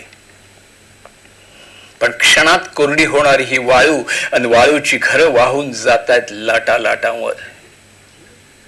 वाळूचं हरवलेलं घर पोटात घेऊन समुद्र फेकतो आठवणींचा कचरा निर्ममपणे किनाऱ्यावर. निराधार समुद्रावरून परतताना आठवत राहतो लपंडाव लहानपणचा. अंधाराचं भय घालवण्यासाठी कुठे कुठे लपून झालं त्याची गणनाच नाही. बालाजी मंदिरात कथाकल्पतरू वाचणाऱ्या म्हाताऱ्यांमध्ये रंगून कथा कथनात लपायचे बालाजी बदून, आणि म्हाताऱ्या मात्र शोधत राहायच्या कथेतल्या बालाजीला गाभाऱ्यातल्या अंधारात.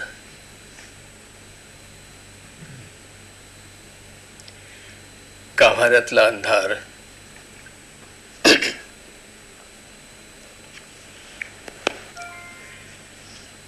गाभाऱ्यातला अंधार, आईच्या डोळ्यातला अंधार, तिच्या आईच्या डोळ्यातला अंधार, शेजारच्या आईच्या डोळ्यातला अंधार. एवढ्या लहानपणीच कसा दाटून आला माझ्या डोळ्यात? पापणी पडू न देता एकटक बघायची शिक्षा का मिळावी? एवढी मोठी शिक्षा. शेजारची आजी म्हणे मीठ सांडू नये, नाहीतर डोळ्यांच्या पापण्यांनी मीठ उचलायला लावतो देव. बापरे, किती सांडलं गेलं असेल मीठ माझ्याकडनं. जे वाहतंय अखंड डोळ्यातून, उचललाच जात नाही एवढी हजारो वर्षे. जरी ठेवली बापूंनी दांडी माझ्या खांद्यावर, तरी खचतच नाहीये पाया कोणत्याही साम्राज्याचा. उलट रचल्याच जात आहेत मात्र नवनवीन गोष्टी नावडतीच्या अळणी मिठाच्या. आणि नाईलाजानं डोळ्यामधलं मीठ जेव्हा उतरलं जिभेवर,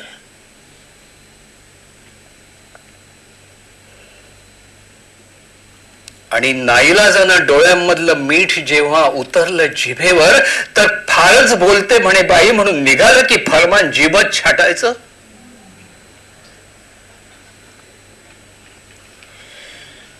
आता लपता येणार नाही या कथाकल्पतरूत. म्हणून सुसाट गाठला आईचा पदर, तर पदरावरच्या छिद्रांच्या नक्षीने केला की हो घात. सुसाट घावाने झाले छिन्न भिन्न, बोल बोल म्हणता म्हणता पायदळी तोडून तुकडे. गेलं सैन्य गेलं की अटके पार, शेवटी अटक मटक चवळी चटक म्हणत फोडून फोड जिभेचा ओढ घटकेचा खेळून खेळ. पाहुणी सुटली पळत, ना थांबवलं आईनं ना आजीनं ना गावाच्या मरी आईनं. ना अगदी शिवेवरच्या मारुती नाही. फारच वाईट वाटलं त्या अंधारात. उगाच मोजल्या चांदण्या आईच्या पदराच्या छिद्रातून. सारखं येत राहिलं मनात, साथ देत होतं हरवलेलं घर. पण मी बंद कान करून तुडवत राहिले वाट निबिड अंधारातून. पळत पळत मी इथं पळत पळत आले ते परत जायचं ठरवून आले होते की अजून काहीच आठवत नाही.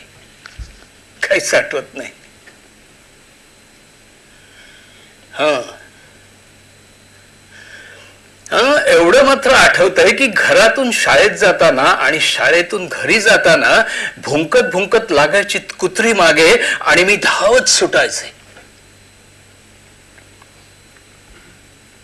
याचा अर्थ असा नाही की मी कुत्र्यांना घाबरून पळत पळत इथे आले.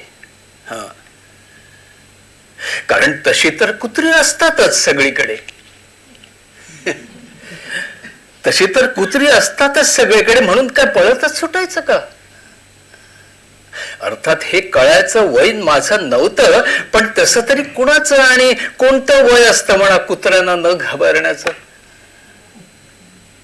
प्रत्यक्ष कुत्र्यांना नाही तरी कुत्र्याच्या नुसत्या भुंकण्यालाही घाबरतात केव लोक. लोकांचं जाऊ दे, कुछ तो लोग कहेंगे, कुछ तो लोग कहेंगे असंही म्हणतात लोक. आणि कुत्री मात्र रात्रभराच्या जागरणानं भर रस्त्यात मस्त ताणून पडतात आडवी आणि लोक उगाचच पहारा देत बसतात की दिवसा ढवळ्या कुत्र्यांची झोपमोड होऊ नये म्हणून. याचा अर्थ असा नाही की कुत्र्यांना घाबरून मी पळत सुटले. आता तरी येतंय का तुमच्या लक्षात?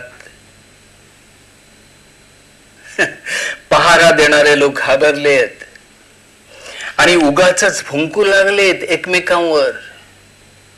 आणि कुत्री मात्र वळताहेत एका कुशीवरून दुसऱ्या कुशीवर. आता तरी लक्षात येतंय का तुमच्या माझं पळत सुटणं? एवढ्या दूरपर्यंत चालून आल्यावर, नवे धावधाव पळत आल्यावरही जिथं पोचायचं ते ठिकाण मात्र काही दिसत नाहीये. मग कुठे आहे ते ठिकाण? नेमकं कसं आहे ते? रांगता रांगता चालायला पहिलं पाऊल टाकलं, अगदी त्या क्षणापासून, अगदी त्या दिवसापासून मी धावत सुटले. आता की बाहेर बाहेर, कोणापासून, कशासाठी, कोणासाठी, कोणाकडे, कोणास ठाऊक. की कुठून आले हे शोधण्यासाठी? खरं तर पहिलं पाऊल टाकलं आणि हळूहळू कळू लागलं की इथलं मुळी काही नाहीच आहे आपलं. इथलं मुळी काही नाहीच आहे आपलं. आणि तरी म्हणूनच सारं सारं काही आहे आपलं म्हणत म्हणत प्रयत्न करत राहिले जोडायचा घराचा जिक्सॉ पझल.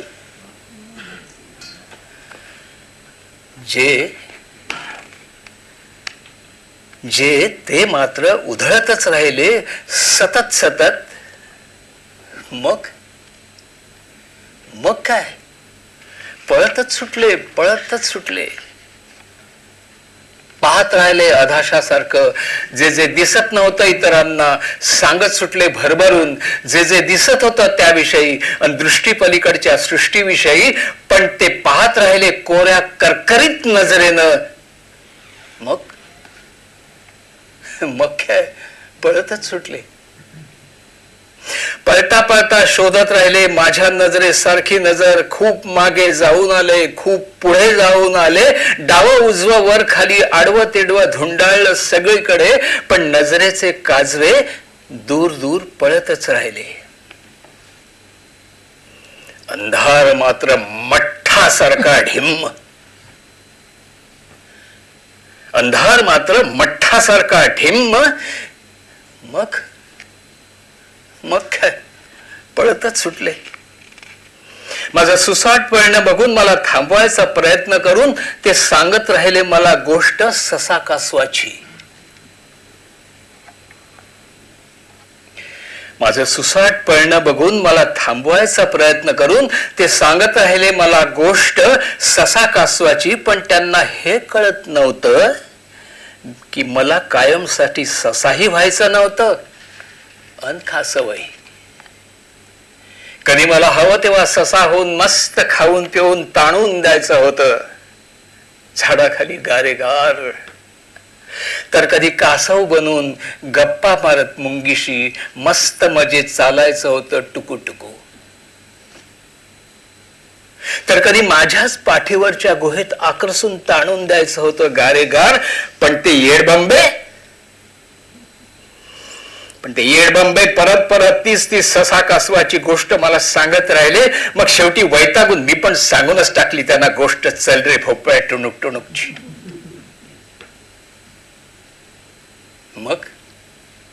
मग काय, पळतच सुटले. अशी कशी तुरी देऊन निष्ठू शकते भोपळ्या सकट म्हातारी? अशी कशी तुरी देऊन निष्ठू शकते भोपळ्या सकट म्हातारी? म्हणून ते फारच वैतागून करू लागले पाठलाग. नाही म्हणजे आम्हाला मारायचं नाहीये म्हातारीला, पण काय सोकावू नये हो एवढंच. म्हणत म्हणत घालत राहिले ते एकमेकांची समजूत. आमचं ऐकत नाही म्हणजे काय? खरं तर निर्णय क्षमताच तोकडी आहे होईची. ऐकत नाही ती बयो आमच्या रेडीमेड गोष्टी, खरडत बसते स्वतःच्या सत्यकथा महाकाव्य लिहिल्याच्या आविर्भावात. जास्तच बोलते हो ही बाई भाबडेपणानं. एकदाचा बंदोबस्तच करायलाच हवा हिचा. आम्हाला घाबरत नाही म्हणजे काय? घाबरलंच पाहिजे आम्हाला येणं. घाबरलंच पाहिजे आम्हाला हे ना, असं म्हणून दरदरून फुटलेला घाम पुसता पुसता हिंस्रपणे गुरगुरू लागले ते. अथक प्रयत्न करूनही लागत नाही सावज हाती, म्हणून हतबलतेने ते टाकू लागले वेगवेगळे सापळे. अशा घाबरट पळपुट्या बाईला खरं तर उभंच केलं पाहिजे मेडिकलच्या पैठण बोर्डासमोर. म्हणजे एकदाच करून अनफिट लावता येईल कायमची वासलात. खात बसले ते मांडे मनातल्या मनात. आम्हाला घाबरत नाही म्हणजे काय? सुईच्या अग्रा इतकीही देणार नाही जागा, आणि म्हणे घर हवं हिला घर. येडछाप घाबरट हडळ, मरता मरत नाहीये. कशात असतील बरं प्राण हिचे? ते शोधू लागले तडफडून. रडता रडता ती हसू कसू शकते हडळी सारखी? खरंच खूपच घाबरायला हवंय तिनं आम्हाला. महामारीतही मरत नाही म्हणजे काय? तिच्या मरणाची वाट पाहून जीवाच्या आकांताने फारच थकत चालले ते बिचारे. आता तातडीने काहीतरी करायलाच हवं त्यांच्यासाठी. सांगूनच टाकावं का आता त्यांना? सांगूनच टाकावं का आता त्यांना की मी मेले 1000 वर्षापूर्वीच? मैं एक सदी से बैठी हूं म्हणून. खरं तर मी बसले ठामपणे एकाच जागी, अजिबात न हलता डुलता माझ्या आनंदात. मला अजिबात पळायचं नाहीये कुठे, तरी मी उगाच दिसते त्यांना पळताना. भ्रम आहे हा भ्रम त्यांचा. कसं समजावं हे त्यांना? कितीही समजावलं तरी ते येडबंबे धावतच सुटलेत माझ्या मागे, ललमच म्हणत मचमच करत.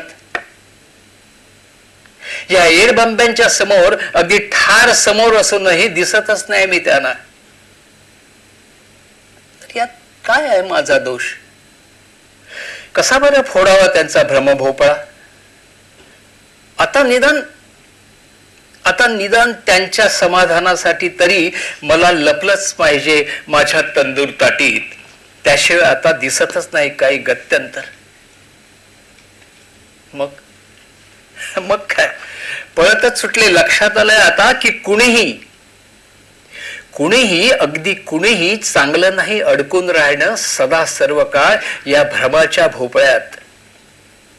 अगदी पडझडीच्या काळातही किती काळ सांगायची सर्वांनाच परत परत तीच गोष्ट, चल रे भोपळ्या टुणूक टुणूकची. तसंही पहिल्या संग्रहात अगोदरच स्पष्ट सांगून टाकलंय की सगळं काही बघून तसंच सगळं काही अगोदरच सांगून झालंय. मग नवीन काय सांगायचं? खरं तर कशावरही स्टेटमेंट करणंच वाईट वाटतंय, निरर्थक. पण मग परत कोंडून घेतलं तंदूर ताटीत आणि लावली की हो निर्विकल्पाकडे नेणारी सविकल्प समाधी. पण बराच वेळ नव्हे तर तब्बल 12 वर्षे होऊनही येत नाही कुणी मुक्ताई.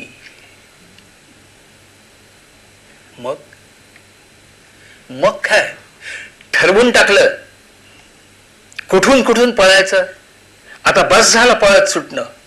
होऊन गायले पाहिजेत स्वतःसाठी ताटीचे अभंग. तब्बल 12 वर्षाच्या घनघोर समाधीनंतर उघडून ताटी बाहेर आले तर लक्षात आलं की ताटीचीच लागली आहे सविकल्प समाधी. आता त्या अवस्थेला कुणी लॉकडाऊन म्हणून खिजवलं तरी अजिबात रागावताना दिसत नाही ताटी. ताटातुटीचे अभंग गाता गाता आता ताटीच झालीये अभंग. खर तर स्वतःपासून किती पळायचं म्हणून आता मी थांबवला होता शोध माझ्या हरवलेल्या घराचा, माझ्या हरवलेल्या जगाचा. मी गात होते शांतपणे माझं गाणं आनंदाच्या माझ्या तंदूर ताटीत. पण शतकानुशतकांच्या सवयीनं शेवटी ते शोधतच आले मला. आता त्यांना घाई झाली होती प्रचंड. माझी जागा मला दाखवायची, त्यांनी हरवलेलं घर मला शोधून द्यायची. लाकूड तोड्याच्या हरवलेल्या कुऱ्हाडीसारखं ते दाखवू लागले मला एक एक घर, एक एक जागा. मी मात्र राहून प्रामाणिक स्वतःशी नाकारत होते प्रत्येक कुऱ्हाड माझी नाही म्हणून. पण कुऱ्हाडीचा दांडा गोतास काळ. पण कुऱ्हाडीचा दांडा गोतास काय ठरू नये म्हणून शेवटी खेचून माझ्या ताटीतून वैतागून त्यांनी कोंबलं, ठोकून ठाकून बसवलं मला एका घराच्या आकारात.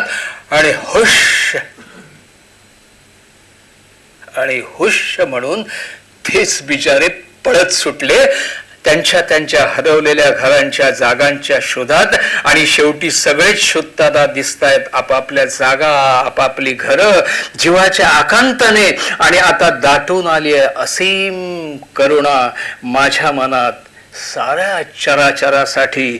आता मी गाते अखंड गाणं निराकार घराचं, विश्वाच्या आकाराचं, एकतानतेचं, साऱ्या आरोह अवरोहांसकट ललद्यत सारखं.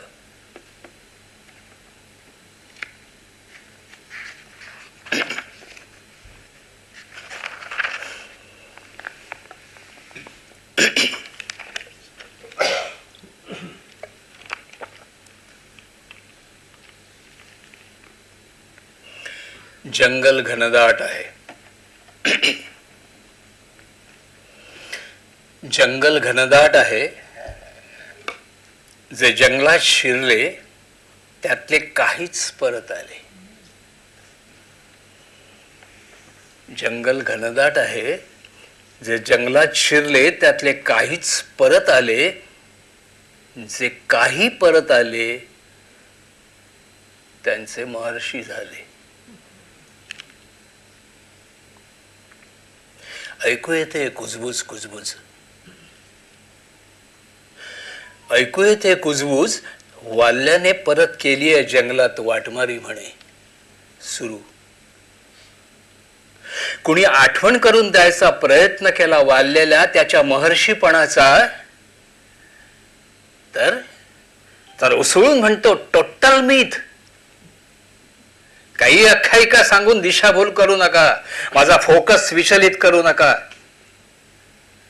म्हणता म्हणता होत जातो हिंस्र. ओरबाडताना दागदागिने, पैसा अडका, कपडा लागता, मिळेल ते सारं काही क्वचित पाडतो पण मुडदा. हल्ली तर त्याची बदलली आहे मोड्स ऑपरेंडी. हल्ली तर बदलली आहे त्याची मोड्स ऑपरेंडी. घनदाट जंगलाच्या अनघड वाटेवर कधीतरी वाजवतो बासरी. हल्ली तर बदलली आहे त्याची मोड्स ऑपरेंडी.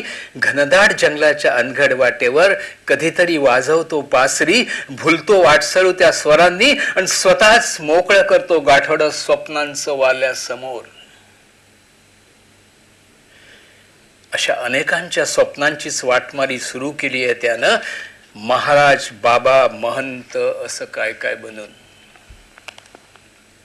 करून देतो नशिबाचं प्रोग्रॅमिंग म्हणून वाल्याने मारलेल्या भूलथापांना भुललेल्यांचे पडतायत मुडदे, साठतायत खचच खच जंगलाच्या व्हर्च्युअल रियालिटीत.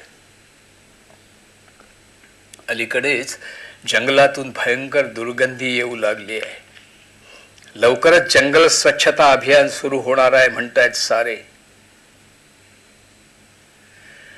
जंगलावरच्या कविता म्हणणाऱ्यांमध्ये हल्ली तर वाल्या पण मिरवू लागलाय स्टेजवर. जंगलावरच्या कविता म्हणणाऱ्यांमध्ये हल्ली तर वाल्या पण मिरवू लागलाय स्टेजवर. जंगल घनदाट आहे, जे जंगलात शिरले त्यातले काहीच परत आले, जे काही परत आले त्यांचे महर्षी झाले. पूर वाहतायत गावं, गावामधली घरं, घरामधल्या वस्तू, वस्तू बरोबर म्हणे. वाहतायत गावं, गावामधली घरं, घरामधल्या वस्तू, वस्तूंमध्ये म्हणे वाहतायत माणसं पण. खर तर पाऊस पूर यायच्या आतच खचले होते रस्ते, हिरमुसली होती वाटावळणे, तुटले पूल केविलवाणे, उन्मळत होती झाडं पाने, तेव्हा कोरड्या ठाक डोळ्यातले संपले होते जीवन गाणे. वाहतायत गावं, गावामधली घरं, घरामधल्या वस्तू, वस्तूंबरोबर म्हणे वाहतात माणसं पण. खर तर पाऊस पूर यायच्या आतच खचले होते रस्ते, हिरमुसली होती वाटावळणे, तुटले पूल केविलवाणे, उन्मळत होती झाडा पाने, तेव्हा कोरड्या ठाक डोळ्यातले संपले होते जीवन गाणे. आटलेल्या डोळ्यांनी भरते का नदी? मृगजळाच्या लाटात मासे पोहतात का कधी? पोहणाऱ्या माशांचे अश्रू कधी दिसतात का कुणाला? त्याच्याच बेफाम पुरात म्हणे रस्ता पूल गाव वाहून गेला. पूर्वीच वाहून गेलेल्या कोरड्या ठाक गाव माणसांसाठी खर तर कालचा पाऊस फक्त निमित्त झाला. अवशेष डोंगर खचतायत. डोंगर खचतायत. कोसळलेल्या शतकानुशतकांचे डोंगर सतत सतत पोखरल्याने घडतंय का हे? की प्रेमभंग झालाय डोंगरांचा? एवढं पोखरूनही मात्र निघाला नाहीये एकही उंदीर. उलट मातीच्या ढिगाऱ्याचाच परत उभा राहिला एक मोठा डोंगर. म्हणजे डोंगर कधीच नष्ट होत नाहीत का? की काहीच होत नसतं नष्ट? डोंगर कोसळत असताना त्याच्या तळाशी असलेल्या त्या सफरचंदाच्या झाडाखालचे ते दोघेही गाडले गेलेत म्हणे डोंगराखाली. डोंगर मात्र भकासपणे पाहत राहिला स्वतःचं माती होणं. फारच वाईट असतं. फारच वाईट असतं स्वतःच्या डोळ्यासमोर कणकण कोसळत स्वतःचं मातीमोल होत जाणं. आणि विशेषतः जेव्हा कुणी डोंगरावरच्या फार विश्वासानं सफरचंदाच्या झाडाखाली विसावलेलं असतं, काढलं जाताना त्यांच्या मनात कोणतं स्वप्न असेल? कसे दिसत असतील त्यांचे डोळे? काय असतील भाव त्यात? त्यांच्याबरोबर संपली म्हणे त्यांची प्राचीन सभ्यता. त्यांच्याबरोबर संपली म्हणे त्यांची प्राचीन सभ्यता, त्यांची अस्मिता, इच्छा, आकांक्षा, त्यांची स्वप्न, त्यांची लिपी, त्यांची संस्कृती. तरी संपणारच असतं म्हणा सगळं सारं काही एक दिवस. तसंही संपणारच असतं म्हणा सगळं सारं काही एक दिवस. आणि हजारो वर्षांनी उत्खननात तर फारच महत्वाचं ठरणार असतं सारं काही एक दिवस. तोडक्या मोडक्या सांगाड्यांची करून सांधे जोडताही येतात सांगाडे, लावताही येतात अन्वयार्थ, अर्थांच्या पलीकडचे. तोडक्या मोडक्या सांगाड्यांची करून सांधे जोडताही येतात, सांगाडे लावताही येतात, अन्वयार्थ अर्थांच्या पलीकडचे. पण डोळ्यांच्या खाचातील स्वप्नांचं काय? फारच वाईट असतं स्वतःच्या डोळ्यासमोर माती मोल होत जाणं.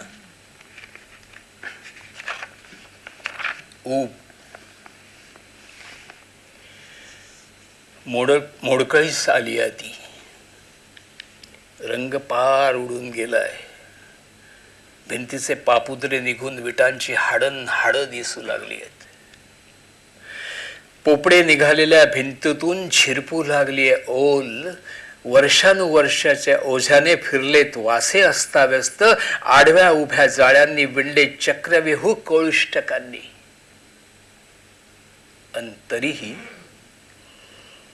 तरीही कुठून आलं हे गुलबक्षपण? इतकंसही उदास वाटू नये असा कसला वेधक आहे हा गुलाबी प्रकाश. मंदसा झिरपतोय इथल्या अणुरेणूत, आरपार पाझरतोय संपूर्ण कानाकोपऱ्यातून, चौफेर व्यापून उरलंय, तोलून धरलंय सारं अस्तित्व तिच्या नजरेतल्या ठिणगीनं.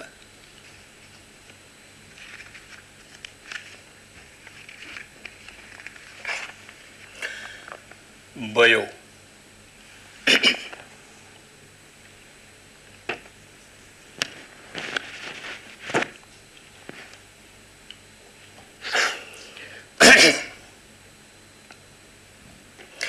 पुशी पुशी पुष्कळापासून पुसी पुसी कॅटच्या झिरो फिगर कॅटवॉक पर्यंत,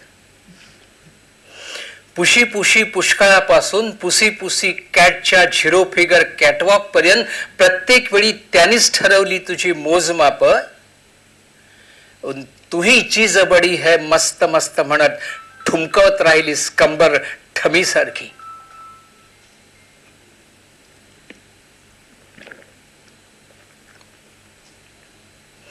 पुशी पुशी पुष्कळापासून पुसी पुसी कॅटच्या झिरो फिगर कॅटवॉक पर्यंत प्रत्येक वेळी त्यानेच ठरवली तुझी मोजमाप.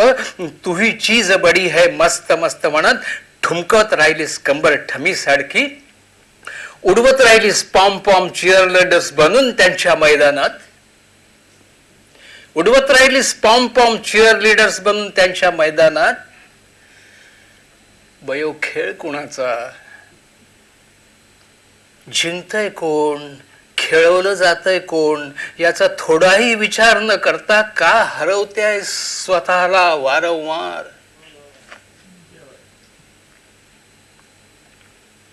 कसला घेतेस जालिम सूड स्वतःवर की तुझ्या उत्तानाच्या गावगप्पा सिद्धू सारख्या ठोकणाऱ्या नरपुंगावावर?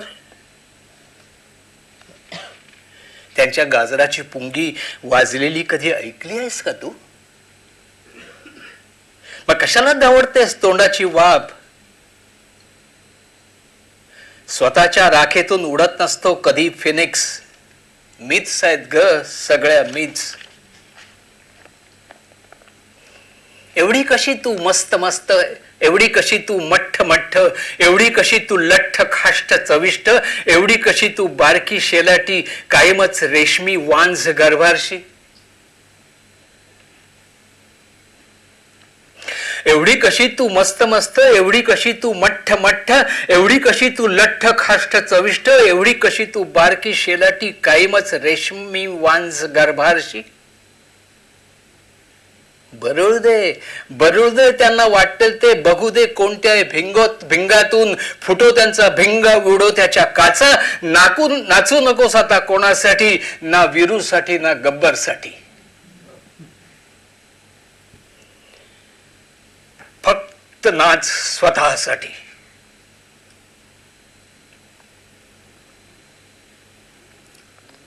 फक्त नाच स्वतःसाठी. पण म्हणू नकोस नाच ग घुमा नाचू मी कशी, घालू नकोस पिंगा पिंगा ग पायी पिंगा म्हणत. कर बंद कान, अजिबात नको ऐकूस त्यांचं खोटं खोटं उदो उदो ग. तर बंद कान, अजिबात नको ऐकूस त्यांचं खोटं खोटं उदो उदो ग.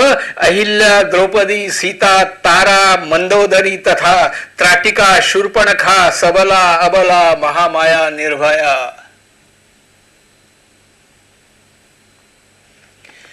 शेवटी छाटलंच जाणार आहे तुझं असणं मोजमापातलं. पडूच नकोस फंदात या छंदी फंदींच्या. गात राहा मुक्त छंदात तुझं गाणं. नको म्हणूस तुला शिकवीन चांगलाच धडा. नको म्हणूस तुला शिकवीन चांगलाच धडा. कारण पक्क इथं प्रत्येकाचं व्याकरण भलो बांधो. काडी काडी न घरट सुगरण, पण काडीची नाही तिला सत्ता. तरी त्यांनी ठरवलं सत्ता लिंगात. सत्ता शब्दाचं लिंग म्हणजे स्त्रीलिंग आणि सौंदर्य शब्दाचं लिंग म्हणजे पुल्लिंग. लक्षच देऊ नकोस ग बये, लक्षच देऊ नकोस. लक्षच देऊ नकोस ग बये या बाजार गप्पांकडे. कोण काय काय म्हणेल त्याकडे. भले म्हणू दे त्याला शिवलिंग माझे लिंग, हेच अशांतीचे बिंग. अजिबात लक्ष देऊ नकोस,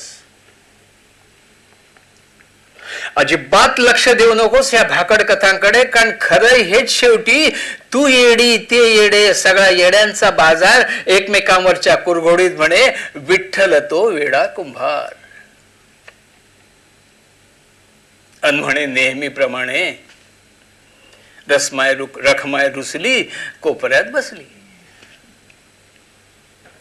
बयो बयो बस झाला ग खेळ आता हा लुटुपुटीच्या झटापटीचा युगे 28चा.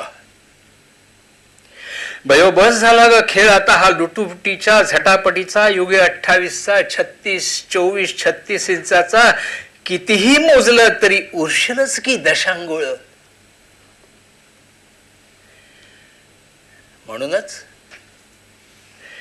म्हणूनच आता तरी घुंगटके पट खोल ग बयो, घुंगटके पट खोल. अन कडकडून भेट ग स्वतःला, कडकडून भेट स्वतःला.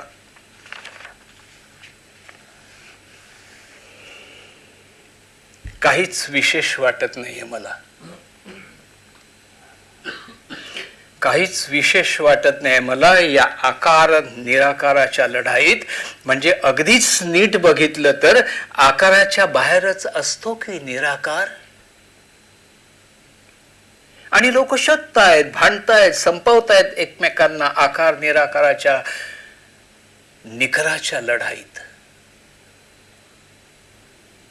मी फेकूनच दिली आहेत माझी शस्त्र निराकाराच्या पोकळीत. आणि जरी दिला तुम्ही आकार तुमच्या भीतीला माझ्या शस्त्राचा, तरी मी स्वीकारणारच नाही तुमची भीती माझं शस्त्र म्हणून. मी धरणारच नाहीये शस्त्र, तुम्ही कितीही चाल करून आलात तरी. कारण मी भारावतच नाहीये कशानं, ना भीतच नाहीये कशानं. काहीच सिद्ध करायचं नाहीये मला, काहीच नकोय मला कुणाकडून. मला माहिती आहे की भरलीच जाणार नाहीये ही पोकळी जी दिवसेदिवस पावते प्रसरण. एका जन्मात मी घेतलेत 1000 जन्म, एका जन्मात मी घेतलेत 1000 जन्म. आणि 1000 जन्मात घेतलेत अनंत जन्म. सगळं बघून बघून झालंय माझं, सगळं बघून अनुभवून झालंय माझं. हजारो वर्ष आता मी फक्त आहे आहे.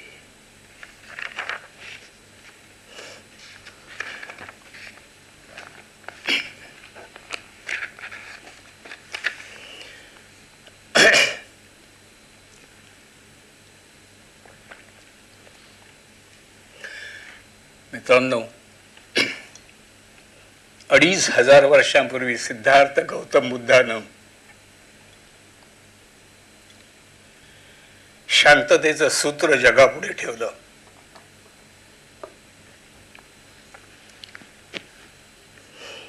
अडीच हजार वर्षांपूर्वी सिद्धार्थ गौतम बुद्धानं शांततेचं सूत्र जगापुढे ठेवलं.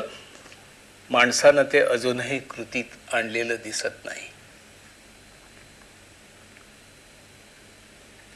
सिद्धार्थ गौतम बुद्ध म्हणतात, झोप ही शांतता आणि अहिंसेचं प्रतिरूप आहे.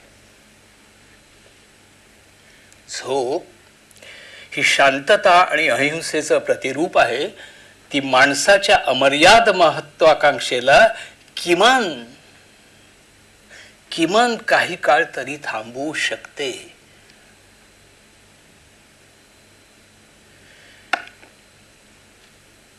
विसरलोय आपण शिकवण. आणि म्हणूनच ही झोप अखिल विश्वासाठी गरजेचे आहे असं कवयित्रीला वाटतं. कार्यक्रमातली शेवटची कविता वाचतो. ललद्दस lullaby.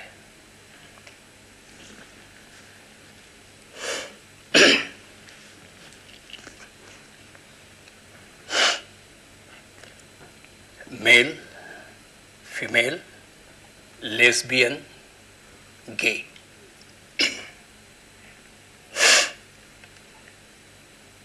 Male, female, lesbian, gay, bisexual, transgender, queer.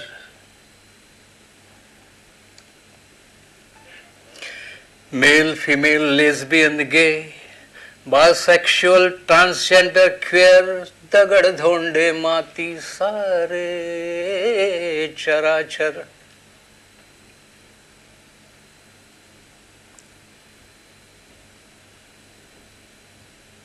Male, female, lesbian, gay, bisexual, transgender, queer.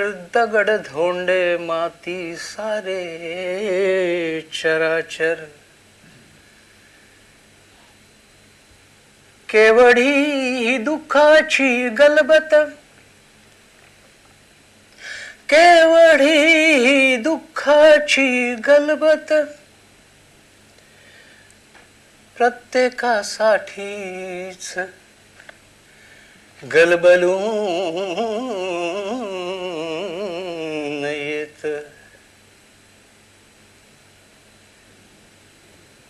हजारो वर्षांचा थकवा, हजारो वर्षांचा थकवा, हजारो वर्षांचा थकवा वाहतोय साऱ्यांच्या धमन्यातून.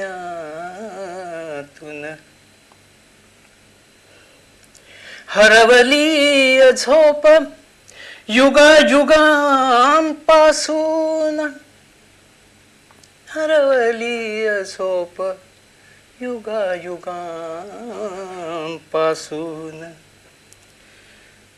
खूप खूप गरज आहे एका शांत झोपेची. खूप खूप गरज आहे एका शांत झोपेची. कदाचित एखाद सुंदर स्वप्न तरी पडेल, कदाचित एखाद सुंदर स्वप्न तरी पडेल. किंवा खडबडीत जाग तरी येईल कायमची. म्हणूनच ललगाल गागा,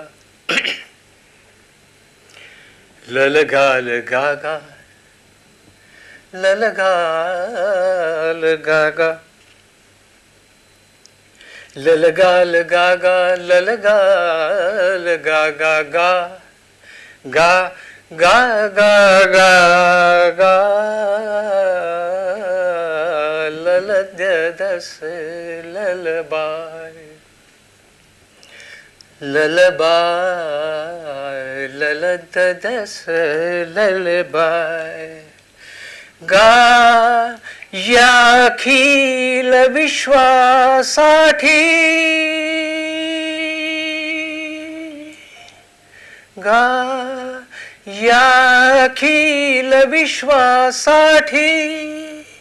गा गा गा ललद्दस lullaby, lullaby, that's a lullaby, lullaby, lullaby, lullaby.